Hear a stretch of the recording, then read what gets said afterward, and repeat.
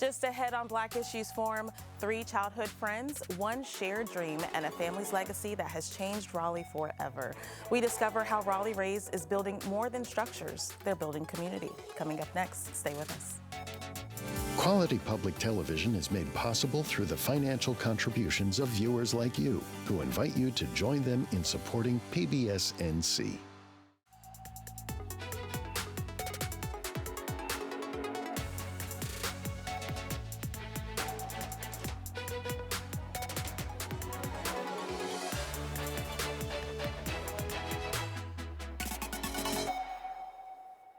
Welcome to Black Issues Forum. I'm your host, Kenia Thompson.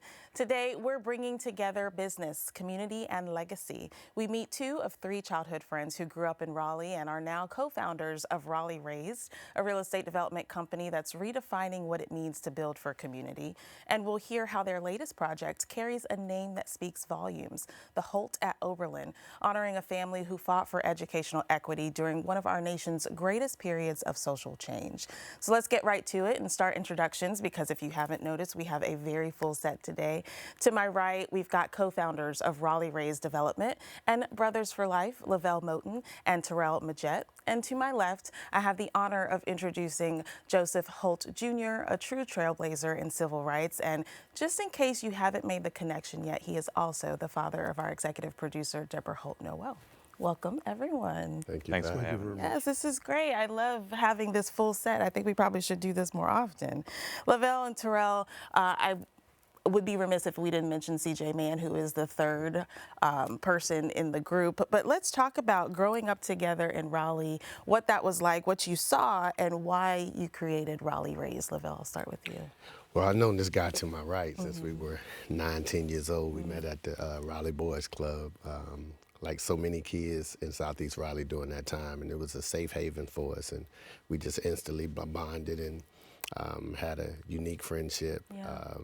And that friendship has lasted, you know, for 35, 40 years. And so what happens within that friendship is that you develop a sense of trust.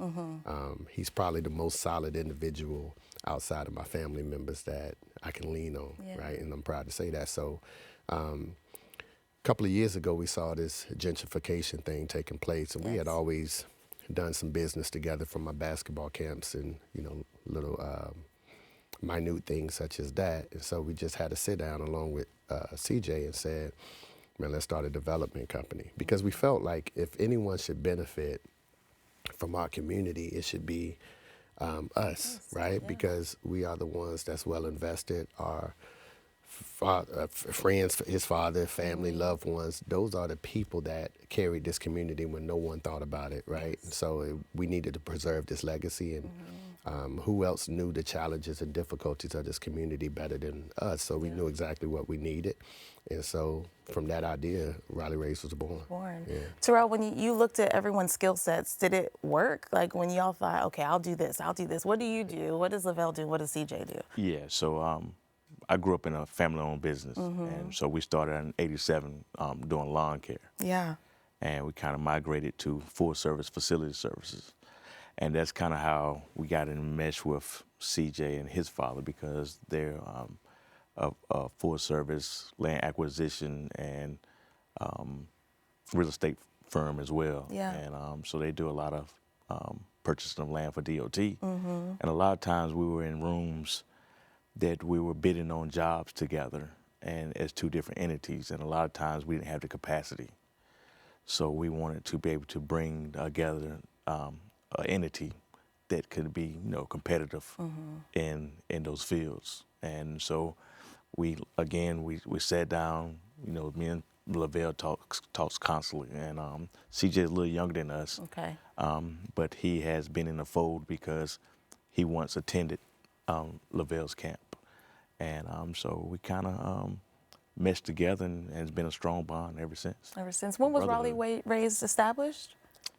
2020. Okay, all right, so pandemic. Yeah, pandemic. Okay. And we had a lot of thinking time. You're right. Now, Mr. Holt, you are from the Raleigh area. You grew up in the Raleigh area. Tell us a little bit about what Raleigh used to look like growing up for you. Well, Raleigh was quite different when I was young as opposed to how it is now, one of the first things I think about is the fact that Raleigh was smaller then, much smaller. Now, sometimes when I'm talking with a person from Raleigh, and I'll ask them where they're from, and they'll give me the part of Raleigh they're from, and I don't know what they're talking about. Right. But I know old Raleigh, so Raleigh was a lot smaller then. But of course, it was also a segregated town when I grew up. Segregation was a way of life. Yes. Yeah. And LeVelle mentioned gentrification, right? How have you seen the change due to gentrification in Raleigh? Well, a classic example of gentrification is the community I grew up in. I grew up in Oberlin. Yes. And when I grew up, Oberlin consisted on its main artery, Oberlin Road, of just homes and residences from the 300 block all the way to the 400 block, which is essentially the section of that defined the black community, of that part of the road. Homes, houses, yards with flower gardens and all that kind of thing. I knew just about everybody on the street. And now there are hardly any homes or houses from the 300 block to the 1400 block. It's one big commercialization. And quite honestly, it's dispiriting to me to drive through Oberlin now because I go through there and in my mind, I'm picturing how it was, and it's nothing like that now. Like that, so, yeah. And I also grew up in Raleigh for the most part, and recalling what it looked like in that space. And for those that don't know, this is kind of the downtown Raleigh area, not too far from North Carolina State University. And there's been so much rapid growth that's happening that I don't think included us in it.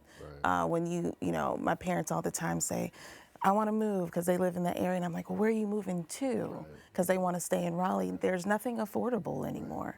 Right. So when y'all thought to, and we'll go to why we're here today, to the groundbreaking for the Holt at Oberlin, but when y'all saw what was happening in Raleigh, what did you know you needed to do with Raleigh Raised to ensure that people like my parents can stay in Raleigh? Well, the first thing, for me was, I was from a part of town. I was actually from Lane Street. And, unfortunately, when I grew up, it was a beautiful neighborhood until crack decimated our communities. And then once crack cocaine, the inception of crack cocaine just kind of tore the community apart, in my humble opinion. And so now you had a bunch of drugs and violence. It seemed like people began selling the drug to take care of their family, or they were using it to deal with the fact that they couldn't. Yeah. And so me being a kid in what the city perceived as a rock bottom part of town, well, when you rock bottom, you get a full view down there. And so I knew what the community needed. I knew the challenges because I was just speaking from a kid's heart. I knew what I needed as a child. I knew I needed the funding. I knew the most basic fundamental component of American life is just a roof over your head that you can afford. Like, forget everything else, right? So we talk about this American dream and so on and so forth. And so once I got with Terrell and CJ, I said, the first thing we got to do, we're not going to compromise our value system, right? My grandmother was a huge pillar in this neighborhood. So for us, this really wasn't about money. It was just about morals, values, and helping those who didn't have the platform or the voice that we could provide. There were so many people who invested in me and us when we were young and helped us get into this situation. And so we can't forget about them, because the one thing that we were always taught is never to forget where you come from. Yes. So number one priority was just community engagement, seeing exactly what they need, bringing them to the table, allowing them to voice their opinions, concerns, ideologies, et cetera, and then just making sure we try to execute their vision. So it looked like it's a Raleigh Raised execution, but it's really the community's execution. Now, we're not Jesus or Grand Pooh, but we don't walk on water. So we're just three men trying to do the best that we can. But unfortunately, when you're three black men trying to do the best that you can, sometimes those expectations can be exceeded. People put more on you and try to give you more power than you actually have. And we understand that because God gives us strongest battles to his toughest shoulders. So, and that's a bear witness of that gentleman to your left over there. So, indeed. you know, we just tried to execute the game plan and the vision of the community, and I just knew it would work out from there. I love that, and I love how you went back to the community that made you, essentially, right? That made sure that you didn't go down the wrong path, because that could have easily happened. Absolutely. And to come back and reinvest into community. And I saw that at the groundbreaking. So we recently attended the groundbreaking for the Holt at Oberlin. Terrell, tell us a little bit about this community and what it will look like. So this development will consist of a total of 9 townhomes and 1 single-family home on the lot. It's going to be a great development. I mean, we've been planning this for the last 4 or 5 years. Wow. And we have been intentional and wanted to make sure that the Holt story be told and the legacy will forever be carried on. And part of that Holt story, well, first, what was the connection? How did we find out about the Holt story? Wow, you know, I'm the historian out the bunch, so I just love history. I just love, you know, going back in time and, you know, doing my homework and educational research on people and how we actually, you know, got into this position. And then we had a mutual friend. When I was young, the first basketball camp I ever attended was St. Augustine's, right? And it was literally 3 blocks up the street. Yeah. And I met a gentleman by the name of Rick Hyde, who was from the Oberlin community.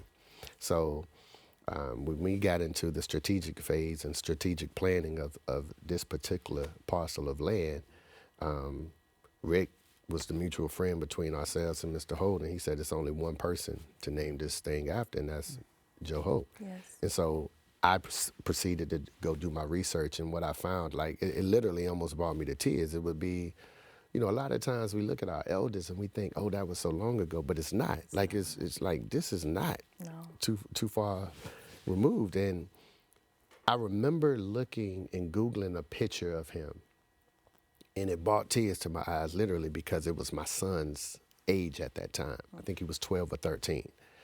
And I just knew if my son was going through this, the abduction, the kidnapping, the threats, the bombing, like, we're not equipped to go through that. Like, if it was me and my family, to be all honest with you, like, this story would have ended a long time ago and completely different, because I don't have the poise or, you know, pizzazz, the cachet that Mr. Holt had. And so I just remember saying, wow, that's a 12, 13-year-old kid having to bear all of this, right? During the time where we wasn't that removed from Brown versus Board of Education. It was no Fair Housing Act, no Civil Rights Act then. Like, it was still the heels of Jim Crow, like all of those things, right? And so for a young man and his family to go, not only go through that, but stand proudly with his chest out on the other side of it. And then what I really realized was that every black kid that ever touched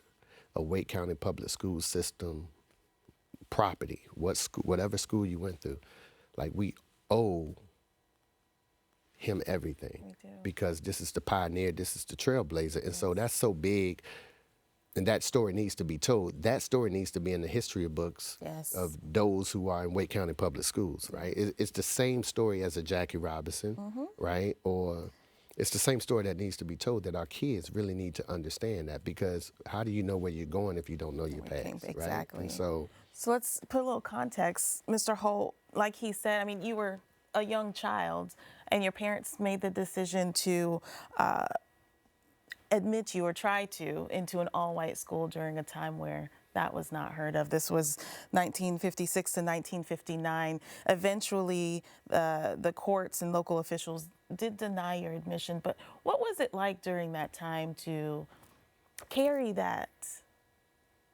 task as a young boy? Well, I want to begin by expressing my thanks to Coach for the very kind comments you made.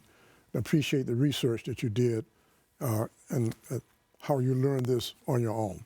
So I appreciate that very much. What I remember is how we were terrorized, the threats, the abduction threats.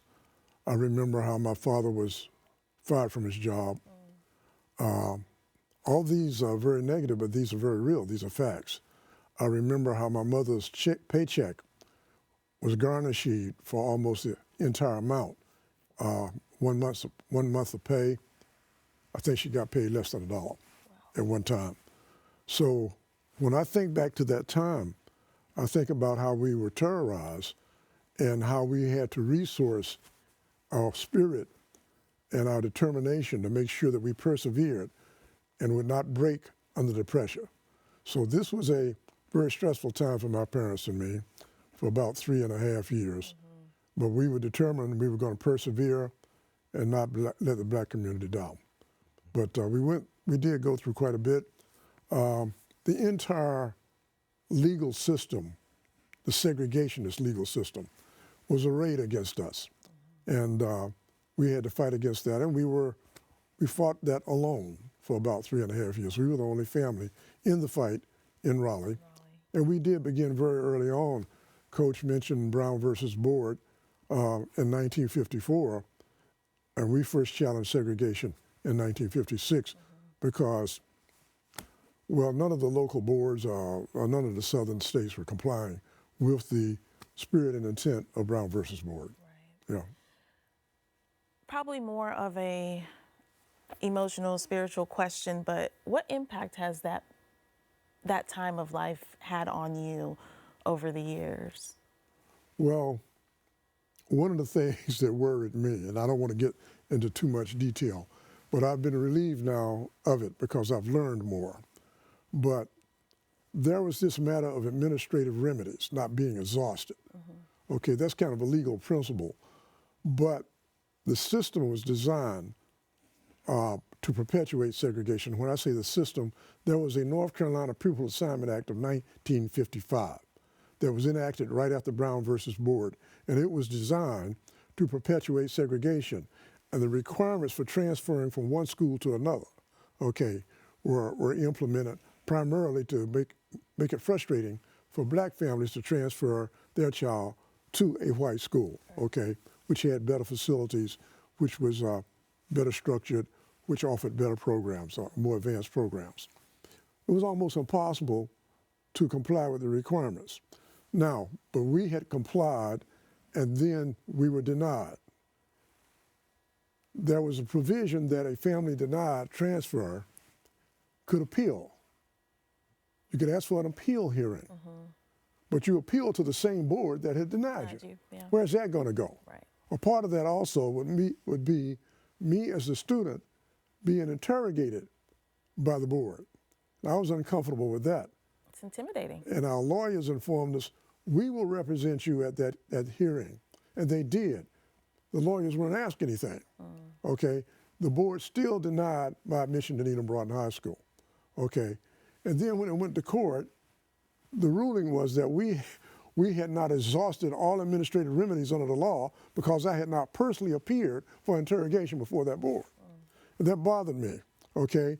Then I'm going to mention this. I know I'm getting pretty long-winded here, okay. But one of my high school classmates, her name now is Betty Stevens Walker, she steered me to some literature that was produced or written by the U.S. Civil Rights Commission that explained this whole matter of pupil assignment laws and how they were designed to keep you from integrating into schools, to perpetuate segregation. And when that occurred to me and I realized that this had happened across the state, it happened throughout the South, that relieved me of feeling that there was something our family didn't do. Okay? Yes. I know now it had nothing to do with my not going before that board personally. So you were carrying I was carrying that for many years. Oh, wow. Okay? And now I know differently. Now you know differently. Over in Durham, there were 160 families that applied about 2 years after our case in Raleigh. Yes. Do you believe 160 were denied? Wow. I'm sorry. No, you're fine. How long did it take for you to realize that? Oh, okay, we go back to, let's to make it even, let's go back to 1960. It's only been within the last 5 or 6 years that I realized that. So I carried this all that time. Long. Okay? Yes. I'm greatly relieved now. And my classmate who graduated from Harvard, you know, she's a Harvard lawyer. Yes. She explained to me that situation, and she thought I knew. We were talking on the phone, And she sent me the literature, or either emailed me the literature, and I read up on it. And I said, wow, she's right. It wasn't the fact that we didn't go before that board. We would have been denied anyway. It was set up to. And that did happen in Raleigh. Yes. 4 years later, someone else was denied. Wow. Yeah, so took a lot of time. No, I think it was well worth the time. Yeah. So now to see Raleigh Raised, it's a beautiful logo, beautiful design. Yeah. How does that make you feel to see the Oh, Holt at gosh. Oberlin? You know, it's surreal. I've been kind of like walking on cloud nine. I've been very elated ever since. I was surprised and just elated and delighted about this. But along with the elation, I tempered that with humility and gratitude to Raleigh Raised Development and also to Richard High.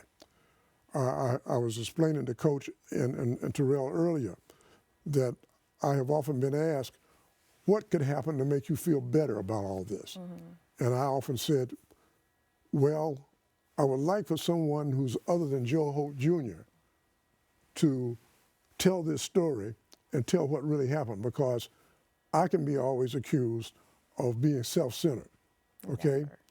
But I never knew when this might happen. And then I found out from Rick High that he's recommended to Raleigh Raised Development that our family be honored. And that's the way this happened. That's the way you know, yeah. That's beautiful. It's a beautiful story. And I think this is why it's so important to continue sharing the stories, because they get lost over time. And we don't realize where we're standing when we're standing where we are. Right. Absolutely. So how long is it going to take for the Holt to come to fruition and for us to be able to? So this time next year, someone will be moving in. Oh, wow. That's so we've already started. We broke ground, and the very next day we were moving asphalt. So we're definitely moving forward. That's wonderful. And I want to make sure to also mention other projects that you have been working on. Not too long ago, we had the groundbreaking for Cottages of Idlewild, and this is affordable homes. Tell us about that, LeVelle. Oh man, that was personal for me. That wasn't even business, because that's exactly where my grandmother grew up. So that's my housing projects, and you know, across the street is a park that bears my name and a statue. So it was kind of like the trinity for my family and for me personally. So it was a land trust model in which we partnered with Raleigh Area Land Trust, and there's going to be what, 18, 19 units? 18 units. 18 units. 14 for sale and 4 rentals. Okay. Yeah. And, you know, it just provides a different affordable housing perspective, because, see, when I lived on Lane Street, and one of the problems in the black community, is, in particular Southeast Raleigh, is that no one owns anything, right? So, you know, you can have all the opinions, all the passion, all the energy about who's building what on that parcel of land, but if you don't own it, then you don't really have any say-so, right? And so, once again, doing my history and my research, you know, I realized how we actually got in those situations, and it was because of redlining. And I'm not going to, you know, we'll have another right? conversation That's a about whole that. nother black issues forum right there within itself. But we all ended up in these communities, and we were all renting, right? And so at the end of the day, when you're renting, you claim these neighborhoods and you're passionate about these neighborhoods, but when you're renting, someone can always knock on that door and say, I need you out in about 30 or 45 days. And that was the reality of it. So, you know, now this is giving black people an opportunity to not only have affordable housing, but gain equity within their homes, right? And so I thought that was huge, you know, because that's the first step into kind of changing our neighborhoods. It's ownership, right? In any and everything that we do. Is there any plans around education? So we're giving them ownership, but how do we educate them to utilize it? So the process for to apply for the homes is home ownership and financial literacy. Okay. The community land trust model is nothing new. It's been around since the 60s. I think what we've done is something different, because we have established the first land trust model in Wake County. And so we partner with, like Vel said, Raleigh Area Land Trust. And what we have that's different from most of them is that we have a repair fund. And so essentially how we're able to keep it affordable for the next 99 years is is that you're paying for the structure, you're not paying for the land. And so if we market it for $185,000 or $215,000, 99 years, that'd be the same price of that property should someone moves out. The thing is that when the equity in it, there's a percentage that will be shared with the land trust and the home buyer. So that's how to keep the long-term affordability. But what we saw when we was negotiating, how this land trust was going to be, is it wouldn't be fair for us, the homeowner, to have to pay for the depreciation of a hot water heater bursting or a roof, anything happening. So we as a development team came together and put a repair fund in. So we pumped in $150,000 into that if anything should happen, during the stay, they can pull I hate to rush you, but the time has come to an end. I think there's so much we could talk about, but thank you so much for the work that you're doing in Raleigh, Terrell Midgett, LeVelle Moton, and Mr. Holt. Thank you for the legacy that you have carried forward. Thank you so much.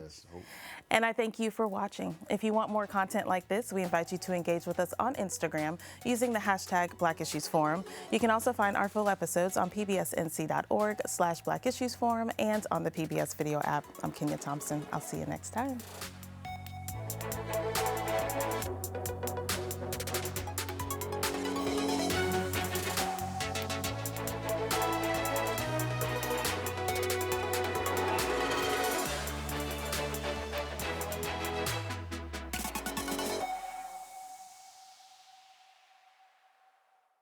Quality public television is made possible through the financial contributions of viewers like you, who invite you to join them in supporting PBS NC.